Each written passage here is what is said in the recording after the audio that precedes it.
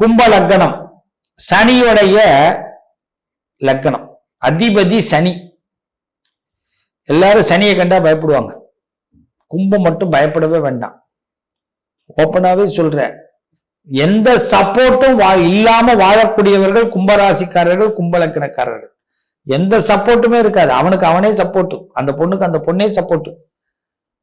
ஒரு பொண்ணா இருக்கட்டும் பையனா இருக்கட்டும், கும்பலக்கணம் கும்பராசியில இருந்து அவங்களுக்கு அவங்கதான் சப்போர்ட்.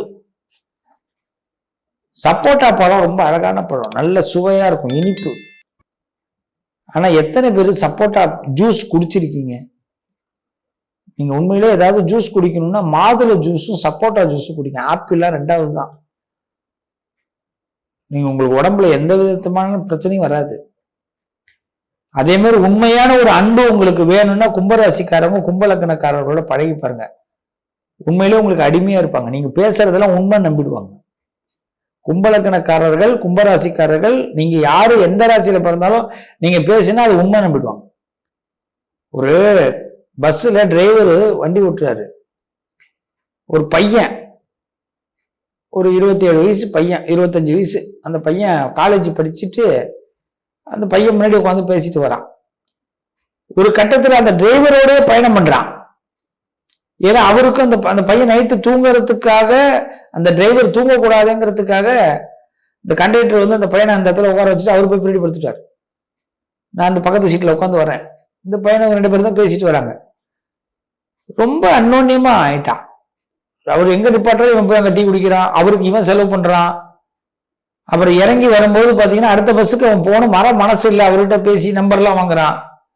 இப்ப அந்த பையனை நான் கூப்பிட்டேன், தம்பி இங்க வா, நீ என்ன ராசி? கும்பராசி. என்ன எப்படி சாமி சொல்றீங்க அப்படின்னா, கேட்டா ஒரு ராத்திரி முழுக்க அந்த ஆளு தொழில் பண்றதுக்கு கண்ணு முழிச்சு போயிட்டு இருக்காரு, நீ எதுக்காக கண்ணு முழிக்கிறனே தெரியாம அந்த ஆளுக்காக நீ இவ்வளவு ஒரு உள்ள போயிட்டீங்கன்னா கண்டிப்பா நீ கும்பராசியா தான் தம்பி இருக்கணும் அப்படின்னு. கரெக்டா சொல்றீங்க அப்படின்னா. இப்ப எதுக்கு இந்த வார்த்தையை நான் சொல்றேன்னா, இதுதான் கும்பலக்கணம். அவங்க ஒருத்தவங்களை நம்பிட்டாங்க, ஒருத்தவங்க இவங்கள்ட்ட பேசிட்டாங்கன்னா அவங்க அந்த டிரைவர் என்ன பண்ணுவாரு, அவர் அடுத்த வீட்டுக்கு போயிடுவார், தூங்கிடுவார். அடுத்த நாள் திருப்பி அவரு திருப்பி வண்டி எடுக்கணும், நைட்டு டிராவலு. இந்த கும்பலக்கணக்காரர் கும்பராசிக்காரர் பார்க்க போறது இல்லை. ஆனா இந்த கும்பலக்கணக்கார கும்பராசிக்காரன், நான் திருநெல்வேலியிலிருந்து மதுரை போகும்போது இந்த டிரைவர் தான் வந்தாரு, இந்த டிரைவர் எனக்கு ரொம்ப நண்பரு அப்படின்னு இவன் கனவு கண்டுட்டே இருப்பான். திருப்பி மதுரையில போய் இறங்கினா இந்த பஸ் நம்பர் கூட அவனுக்கு தெரியாது, ஆனா அந்த டிரைவர் தேடிட்டு இருப்பான். அப்புறமா மறந்து போயிடுவான், அவனுக்கு ஒரு வழி இல்லை, காணா போயிடுவார், அவர் இருக்க மாட்டார் அந்த இடத்துல, அவர் வேற பஸ்ல போயிடுவார், வேற டிபார்ட்மெண்ட் போயிடுவார். ஆனா இந்த பையன் அவர் நினைச்சிட்டு இருப்பான். அது பேர் காலம் முழுக்க சொல்லிட்டு இருப்பான், நான் மதுரையில இருந்து திருநெல்வேலி வரும்போது இது சொல்லிட்டு இருப்பான். இது எதுக்கு இந்த வார்த்தையை சொல்றேன்னா, இதுதான் கும்பம். இப்ப இந்த கும்ப லக்கணம் அப்படிங்கிறது இவ்வளவு தூரம் வந்து உள்ளுக்குள்ள போயிடுவாங்க. இந்த லக்கணத்துல பிறந்தவர்களுக்கு மறக்க தெரியாது, மன்னிக்கிறதுக்கு அதிகமான குணம் கொண்டவர்கள். அதே நேரத்துல நம்மளை மாத்திக்கணுங்கிற எண்ணமும் வராது. அதனால எதை பழகுறீங்களோ அதான் கும்பலக்கணம். உங்களை நம்ம ஈஸியா மாத்திக்க முடியாது. கொஞ்சோண்டு யாராவது பாராட்டினா சந்தோஷப்படக்கூடியவர்கள். சிறு பாராட்டுவான், வாய்ப்பில்லை. அதனால அதை கொஞ்சம் எதிர்பார்த்துட்டே இருக்கணும். பித்த உடம்பு, சூடு உடம்பு, அப்புறம் இப்படி கண்ணு முடிச்சா என்ன பண்றது? நல்ல நிம்மதியா தூங்கணும். சாப்பிட்டோன்னு தூக்கம் வரும், அதுக்கு பிறகு 1 மணி நேரம் கழிச்சு தூக்கம் வராது. பல சிந்தனைகள் தான் இந்த மண்டையில போயிட்டு இருக்கும். அதனால பித்த உடம்பு மட்டும் எண்ணெய் தேய்ச்சி குளிக்கணும். கும்ப லக்கணக்காரர்கள் எண்ணெய் தேய்த்து குளிக்கணும். என்னை பொறுத்த வரைக்கும் ரொம்ப பிரியமான விஷயங்களுக்காக எதிர்கொள்ளக்கூடியவர்கள் நண்பர்களை எதிர்கொள்வார்கள், பெண்களை எதிர்கொள்வார். ஆண் பெண் யாரா இருந்தாலும் சரி, பெண்கள் மீது லைக் இருப்பாங்க. யாராவது அன்பா பேசிட்டா ரொம்ப லைக்கா போவாங்க. கும்பலக்கணக்காரர்களுக்கு அன்புக்கு அடிமை. சுபகிரகத்துடைய பார்வை மட்டும் உங்க ஜாதகத்துல இருந்ததுன்னா, உங்க லக்கணத்தை பார்த்தால் நீங்கள் 80 ஆண்டுகள் நிச்சயமாக நிம்மதியா இருப்பீங்க. சுபகிரகத்தோட பார்வை பெற்றால். சுபகிரகத்தோட பார்வை சில பேருக்கு படாததுனாலதான் நிறைய நேரங்கள்ல அவர்களுக்கு கொஞ்சம் ஆயுசு கம்மியாகுது. அதனாலதான் சுபகிரக பார்வை இல்லைன்னா உடனடியே சுபகிரக பார்வை பெறுவதற்கு முயற்சி பண்ணணும். நம்ம அப்படியே விட்டுறக்கூடாது.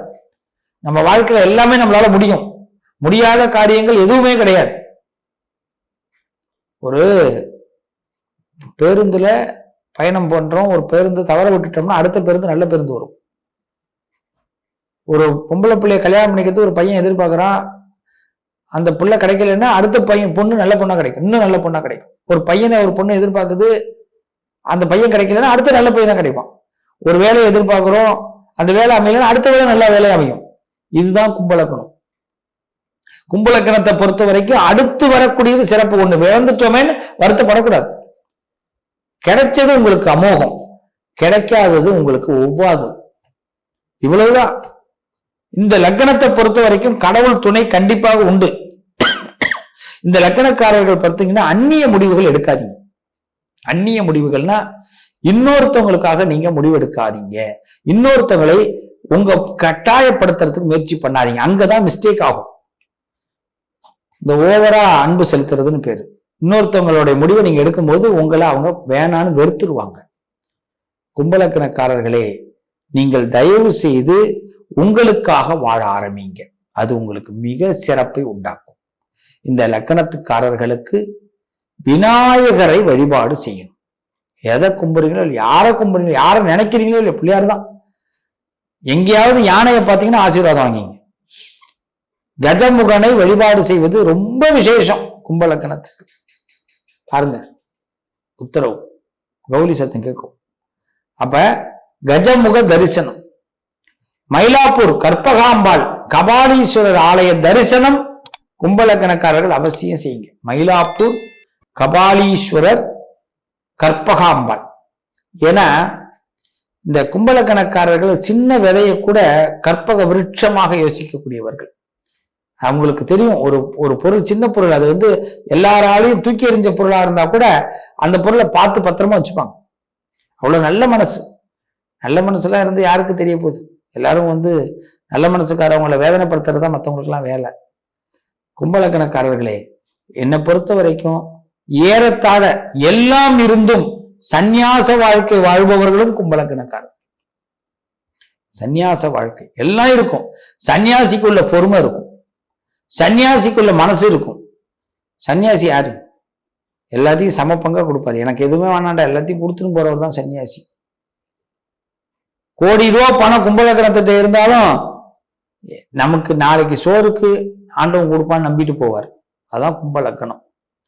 அப்படிப்பட்ட அந்த கும்ப லக்கணம் கிரக சாரங்கள் உங்களுக்கு சாதகமாய் இருந்து கிரகத்துடைய பார்வை உங்கள் லக்கணத்தை சரியாக பார்த்தால் நிச்சயம் உங்களுக்கு வெற்றி உண்டாகும்.